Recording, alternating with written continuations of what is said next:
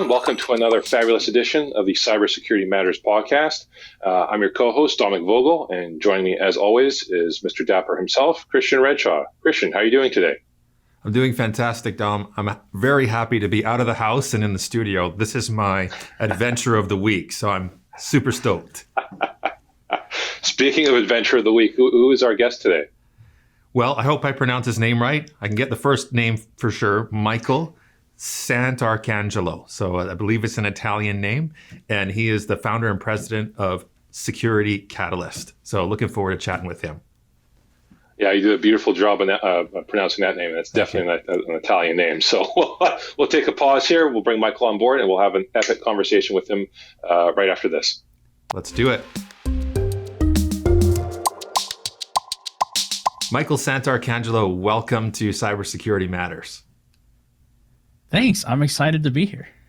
Awesome. So Dominic and I want to dive into your background a little bit and understand kind of your business path and your career path. So you're doing Security Catalyst now. You've done all kinds of things in security and privacy before.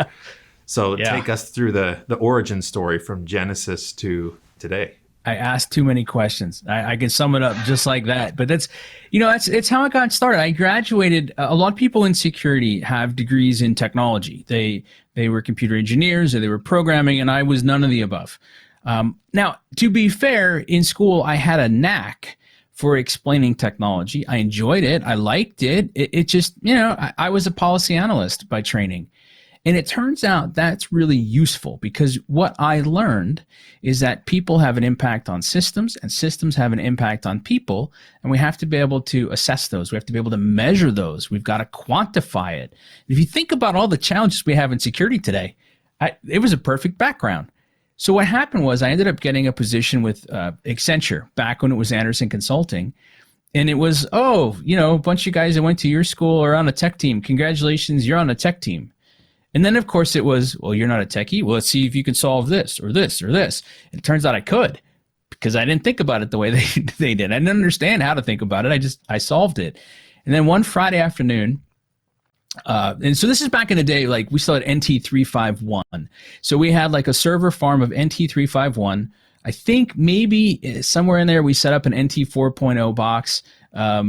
We were running all our own tape backups. We had a batch window. We could shut down the servers every night at 10 o'clock as long as they were up by 6 o'clock. We had a couple of Unix instances. Like it was neat. And I was responsible for all of that, as well as all of our software distribution, as well as our source code control, as well as all our networking. So I was very busy. And somewhere along the line, I figured out that our consulting documents were being shared on a public drive, which meant any of the partners could get to them, any of the client could get to them, anybody could get to them. And so I brought that to the partner's attention as he was getting, boarding a plane for the other coast. And he said, cool, fix it by Monday. And that sounds simple, but if you go back to the 90s, Google wasn't there yet. I think there were like 3 books and I bought them. I went to Barnes & Noble and got Practical Unix and Internet Security, which didn't really help me with the Windows box. And I found some sort of NT351 configuration guide. I worked on it all weekend. I got it fixed on Monday. He came back in. His first stop was at my desk, and he said, "Hey, did you fix it?" And I said, "I did." He said, "Really? What'd you do?" Explained it. He said, "Cool, let's go to dinner tonight." We had prime rib and lobster tails and red wine, and I went, "I like this thing." And that, nice thing was, here's our security guy. And what's funny is if you look back at it, I had people tell me that was a mistake. Michael, you're going to ruin your career. You're going to pigeonhole yourself. Why would you do security? What's wrong with you? By the way, I just don't have an answer to that question. And so that just, it led, they were forming up a really cool group. There were about 20, 30 of us based out of Chicago. And we solved some of these really gnarly security problems in the early days. And then that led me to a couple different startups in and around New York City for a couple years. And in those startups, and even at my time at Accenture, I got known for explaining security differently than other people. And so at a time where we had partners selling the work out instead of, to us, to our competitors, it turned into, hey, Michael, you need to take midweek and fly to all these different places and go present security. And I can remember I was at a place I was in Detroit. I'm pretty sure it was Detroit. And I made a reference to Tommy Boy just on the fly. Like it was like one of those that pops in your head. You just say it. Everybody laughed. 500, 600 people in the room, they all laughed. And I went, oh, this is good. I like this. We could do more of this. But what was more important was they started understanding, like, I don't know, I had to explain SSL or something, right? And it starts making sense and connecting. And I really enjoyed sharing what I had learned. I then became a member of the National Speakers Association. I spent some time training people for IST Squared for their CISSP. And it was a great privilege of my life. One of the comments I always got back was, you really put the P in the CISSP. It's the professional. You're a steward of the profession. You care about us. You care about the profession. And I got to tell you, if you can go into it with an open mind, there's no better way to learn, because I had to cover everything. And I figured in every class, every single person in there was better than me at some topic, if not multiple topics. And so I used to buy a lot of people lunches and say, teach me, let me get better. And so, you do that for a bunch of years. That then leads to a lot of people saying, hey, I really like the way you explained X. Could we hire you to come solve that problem for us? Sure. I mean, I wasn't good at saying no. I've gotten better at it. And so I would say, the first 15 years of my career was a lot of going and solving really gnarly problems with people and helping them and connecting them into the business and saying, well, but hold on, I don't understand, right? I'll be the dumb guy in the room. Help me figure it out. And then starting to take what I was learning and share that back. So I wrote a column, I wrote a book, I did a bunch of podcasting, and I'm always interested to share, because I liked it when people would come back and say, well, it didn't work for me. Cool, let's go figure it out. let's go solve that. Let's go do that next. 2015, I was doing a talk on leadership and communication. So, there's some stuff in there, like I guess 2004, 2005-ish, I was asked if I could start teaching security people how to communicate better. So what started as speaking about security became communicating the value of security. Fun stuff in there, because now you got to start thinking about value. You got to start learning all these different things. And my approach has always been, right, I prize agency. So it was never a, hi, I'm Michael, this is how I've done it, do it this way, right? And a lot of people, when they want to learn how to communicate, they're asking, how do I present better? And that's neat. But what I really was focused on was, that's the last 10%. Let's go work on the first 90% and get better at it. And so I've spent, 2 decades now really looking at how do we communicate value? How do we craft better stories? How do we communicate what counts so that the other person understands and we have a sense of whether they understand or not? So that leads you into leadership, that leads you into communication.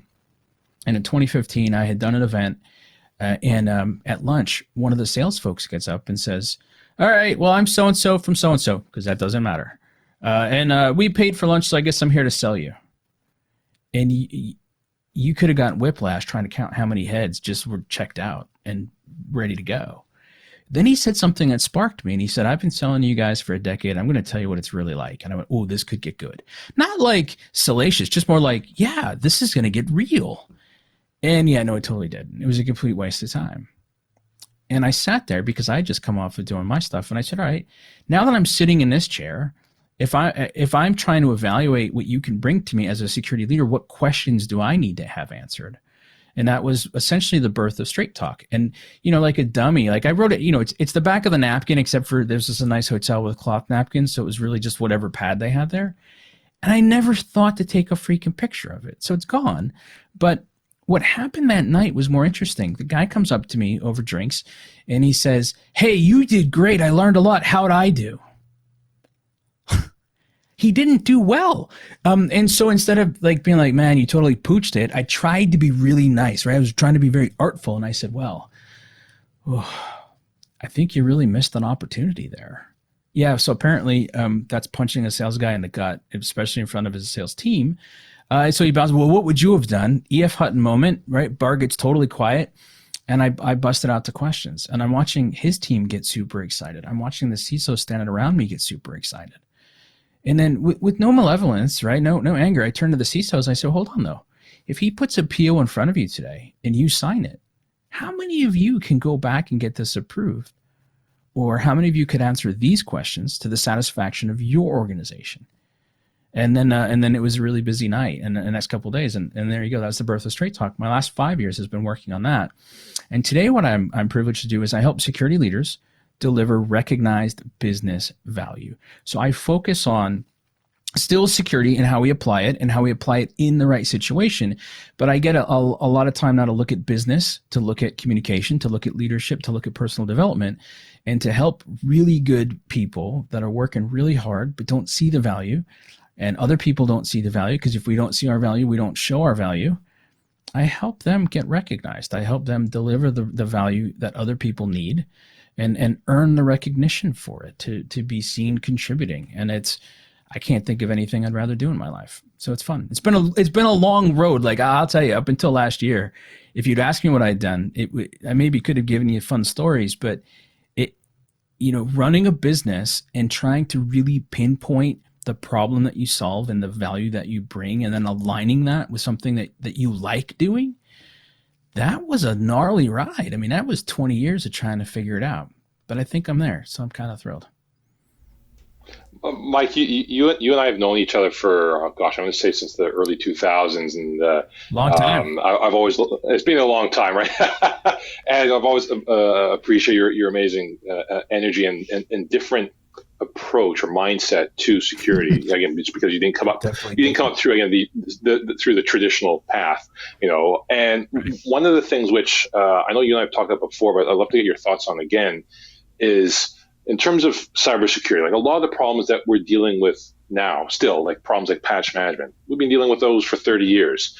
Why is it that there's some problems that in the cybersecurity industry we can't solve? Is it because we're still just looking at it through an IT lens? What do we need to do to sort of solve yesteryear's problem before we even start solving today's problems? I think that's a great question. I mean, and I mean it sincerely, because I liked even the way that you framed it up. Like, are we looking at it with the right lens, or why, or is it just that intractable? So I think the answer, let me set the stage this way. If you talk to enough people that have been doing this for 20 years, you either get a, man, this is awesome, or, oh, we're still doing the same things we were doing 20 years ago. Except for we weren't. We're not. We didn't have all the cellular devices. I mean, back then, man, if you had a desktop, that thing was on a desktop. If you had a laptop, that was also on a desktop. You weren't putting that on your lap. And today, the pathways and the things that we can do, they're mind-bending. So I think the question to ask is, how many of the assumptions did we make 20 years ago were accurate? And it turns out not very many.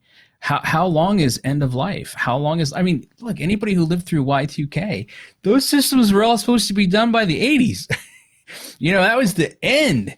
We're still running mid-range. We're still running, we're still doing all of these things. I think what happens is we struggle to define the problem. And because we struggle to define the problem, our solutions aren't clear. They're not elegant.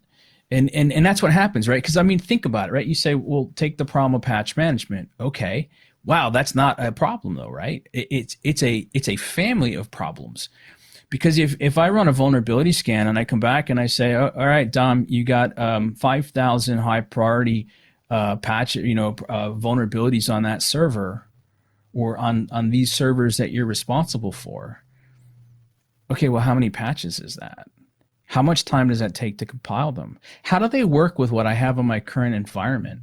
Are they going to break something? If they break something, what am I supposed to do then? Do I need to do them now, or can I do them in a patch window? Do I have a patch window? I mentioned early in my career, we had batch windows. Like, I could take a system down. I could apply a patch. If it didn't work, I could roll it back. I had hours to work with. We don't have that anymore. So I think it's interesting to say, have we solved it or not? I don't know. I've talked to companies that have spun up in the last decade that are all, right, what do we say now? Cloud first, cloud native, whatever we say, right? It's the marketing side of it. But they built very purpose-driven, very segmented virtual machines that they can spin on a second. Okay, they need a patch, apply the patch. Good. Didn't work? All right, roll back. And they can stay very up to date with it. So I think the secondary question is to say, what's the real risk of not having it? Oh yeah, we'll point to the big things, and we'll point to the big failures, and we'll hold out a big failure as a systemic failure of the entire industry. I don't know. Here's what I'll counter with, and I'll start by saying I haven't looked at the data in a couple of years, but the last time I actually looked at it, if you guys are familiar with, right, on the retail side, we talk about shrinkage. So that's the stuff that falls off the back of the truck, that never makes it, that breaks, that gets stolen, all sorts of other stuff, right? When I got started in this industry with an economics background, if your shrinkage was kept to 4 or 5%, Like that was, you could be celebrating. You were phenomenal. Around the last time I calculated it, we were hand wringing over the $450 billion a year lost to cybercrime. The problem was nobody said relative to what? 450 out of what? Turns out it was 80 trillion, which was like, 1 point something percent, point something percent. At that same time, the global retail community was celebrating that they got global shrinkage down to 1.5%, 1.59. They thought that could never happen. They're doing high fives and backflips, and we're hand wringing in security saying, well, we're failures, we're screwed, we're done, it'll never come back. I don't think we look at success the right way, right? I mean, is security there to patch all the things, or is security there to protect the business and the stuff that matters most, to allow it to function, to fulfill its value? And the answer could be yes to both, but I don't know. That's kind of how I see it. To your point there, I think it's looking at it not just like you said, through a narrow lens. It's asking the right questions, unfolding the various problems that make up that issue. And the other thing which I wanted to get your thoughts on, I know you mentioned it at the beginning, so that art of communication, and especially. Yeah. There are many security professionals, and our profession has that stereotype, and it does have it for a reason, that security professionals are not good communicators to non-technical people. And like you mentioned there, where I think we're seeing improvements at the leadership level, but I still see I just would like to get your thoughts. Are we doing enough with those who are going to become leaders to help them with the art of communication? No. Often when I speak to students as an example, like when I speak to students as an example, they'll talk about, well, what technical skills do I need? What security software do I need to learn? No one ever talks about, do I need to learn how to be an active listener? What can I do to be a better speaker or communicator? How do we make that shift? So we should focus less on the technology, and not to say the technology is not important, it is, but there's an overemphasis on the technology. I think there's a couple things we can do. First and foremost is to debunk the myth that great communicators are born, that they're not made. Mm-hmm.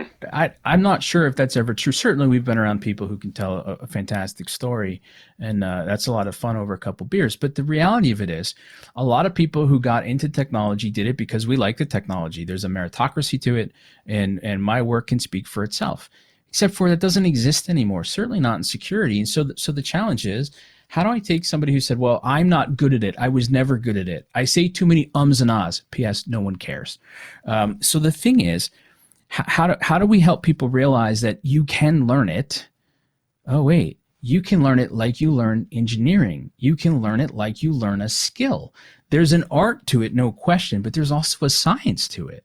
We never teach people the science of it. We never show them. We never show them that it's not all about presentation. Sometimes it's about how do you break down the message? How do you assess the audience, break down the message, connect the right pieces together, rehearse it, and then present it in a way that they understand it? How do you then evaluate and measure your performance on it? How do you then improve? It could be the same way that we handle a lot of other stuff. And that's usually, that's been my approach, is to just help people see it differently and start to get some of that confidence. And then to your point, then we can get into the real stuff, that the active listening and the white space, the pauses, the things that aren't being said, all the really good sides to communication. And that's what allows us to choose collaboration over competition. And I think that's when we'll really see a difference in this industry. But broader too, I don't think we do a great job at teaching leaders how to lead. I don't think we do a good job of teaching leaders about the business. It's kind of like, okay, you've been here long enough. Good job. Here's your promotion. Don't screw it up. And then we have people terrified to go ask for help. And it's nuts. We have to knock that off too.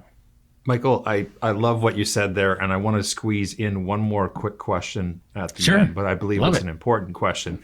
So what you do, what you're talking about, it has so much to do with the cybersecurity practitioner and the cybersecurity leader in an organization.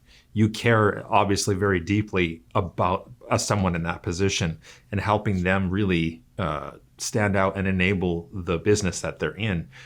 What do you think that a business can do or an organization can do to facilitate cybersecurity? In other words, looking at it from the other side, what can leadership do to set the tone and improve communication from their side and really help the practitioner, because it's like, it's a lagging department in so many, if it exists at all, in so many organizations. The right way, the thing where I've had success when I work with executives or I work with boards is to be willing to admit what they don't know and to just ask the questions and say, hi, I don't understand. Help me understand. And so what happens a lot of times is somebody says, well, I don't understand. And in security, it gets translated to, they don't care. I've never seen that bear itself out at all. The problem is when we say cyber, most people hear spider, and a natural instinct for a good number of people is to kill it and kill it with fire. But now we know that spiders are good for the garden, so I can't kill it, but I don't understand it and I don't want it here. No way, no how, no thanks. So the challenge is, if you're in a leadership position and you don't understand it and you don't have time for it, how do you ask a different question? Like, for example, instead of saying, this is one of the ways I lead out, instead of saying, hey, are we going to have a breach here? Right? Just say, what happens when breach happens? What happens when a breach happens? By the way, one quick note on that too. I really disdain this whole assume breach approach. I like anticipate much better. It's a lot less defeatist. Anticipation is a good thing. So if there were a breach, I get it. It's likely. Okay, cool, whatever. If there were a breach, what happens? Who am I supposed to call? What am I supposed to do? What do you need from me? And I think those are good questions. And then, of course, you've got to feel confident that you got an answer that makes sense, that you can see. So if you're a security professional and somebody asks that question of you, that's not a chance to rattle off 100 things. Stop and ask them what they think they need. I mean, usually when we work it from the other side, it's the same thing. What do you expect from security? Most people aren't sure. They don't know what it means on both sides. So it's a dialogue, right? It's not a conversation. It's not a debate. It's a dialogue where you try to get to understanding. And the way you do it is you ask different questions. You share stories. You point to actual examples. You show your work, or you show the situation and say, hey, what could you do here? Help me out. And then you find it goes a lot further. That's amazing wisdom, Michael. Thank you so much for sharing that with us today. We really appreciate your time. Thanks, guys. It was great to see you, and hopefully we'll talk again soon. Likewise, we'll do it again in the future. Thank you again so much. Thanks, Michael. Thanks, guys. Wow, what a fantastic episode, Christian. I mean, Michael is such a speaker. I mean, he I think he could just speak for hours on end. You asked him one question, but curious to know your immediate thoughts from that conversation. For sure. It makes our job easier. It's, I think podcast mode definitely took over for Michael. He is a podcast host himself. So he obviously did a fantastic job. You can tell that he cares about businesses, but he cares about cybersecurity professionals as well. So it really stands out to me, the depth of his character to concern himself with the security issues of a business as well as all the issues concerning cybersecurity professionals. Absolutely, and for me, the thing that I really loved, what he was talking about, was really about focusing on conversations and asking questions rather than just being someone who gives answers. The way to move ahead is to ask a lot of questions. Have dialogue, not just one-way conversation. Have that dialogue, and also that notion of not just accept that breaches will happen, but anticipate that breaches will happen. I thought those were very, very powerful mindsets that he shared with us today. 100%. And as always, I want to make sure that we give special thanks to our loyal listeners and viewers for spending part of their day with us. We hope that you enjoyed today's episode. Please be sure to check out the Conversations That Matter YouTube page to check out the previous episodes, as well as other amazing podcasts under the Conversation That Matters banner. But until next time, be well, be safe, and we'll see you next time on the Cybersecurity Matters podcast.